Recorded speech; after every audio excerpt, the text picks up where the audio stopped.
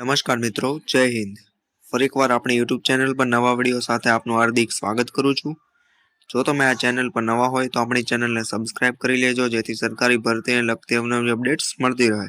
અને જો તમે આપણા વોટ્સએપ ગ્રુપમાં જોડાયા ન હોય તો તેની લિંક ડિસ્ક્રિપ્શનમાં છે, જ્યાંથી તમે જોડાઈ શકો છો, જ્યાંથી તમને આપણા વિડીયોની PDF પણ મળી જશે.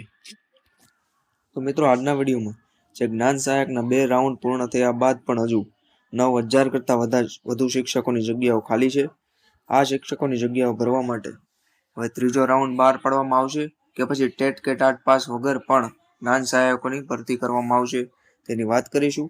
તે ઉપરાંત 2750 કાયમી શિક્ષકોની ભરતી અંગે જે જાહેરાત થયેલી તે અંગે પણ આજના આર્ટિકલમાં સમાચાર આવેલા છે, તે પણ જોઈશું. તો ચાલો મિત્રો, વિડીયો શરૂ કરીએ. તો મિત્રો, જો વાત કરવામાં આવે તો બીજા રાઉન્ડમાં 3671 જ્ઞાન સહાયકો ફળવાયા છે. એટલે કે પ્રાથમિક શાળામાં જ્ઞાન સહાયકના 2 રાઉન્ડ બાદ પણ હજુ 9,000 કરતાં વધુ જગ્યાઓ ખાલી છે.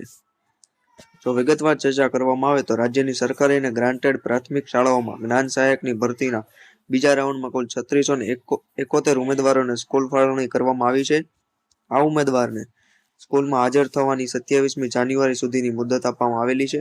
પ્રથમ રાઉન્ડમાં 10,059 ઉમેદવારને શાળામાં હાજર થયા હતા. આમ પ્રાથમિક શાળામાં 2 રાઉન્ડ બાદ પણ અંદાજે 9,000 કરતાં વધુ શિક્ષકોની જગ્યાઓ ખાલી પડેલી છે.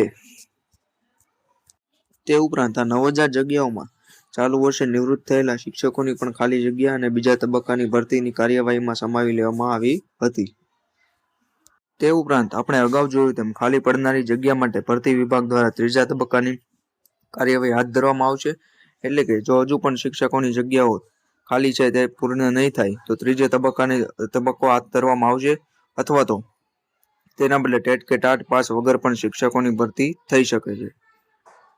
તે ઉપરાંત બીજી તરફ આ 2600 જેટલી જગ્યામાં કાયમી શિક્ષક તેમજ સ્પેશિયલ શિક્ષકની પણ ભરતી પ્રક્રિયા હાથ ધરવામાં આવનાર છે.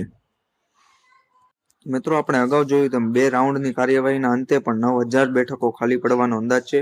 એટલે કે ત્રીજા રાઉન્ડની શક્યતા છે. એટલે કે પ્રાથમિક વિભાગમાં જ્ઞાન સહાયકનો હજુ પણ ત્રીજો તબક્કો બહાર પડી શકે છે. અને તે બહાર પડ્યા બાદ પણ જો શિક્ષકોની જગ્યા નહીં ભરાય તો ટેટ કે ટાટ પાસ વગર પણ શિક્ષકોની જગ્યા ભરવાનો અંદાજ છે.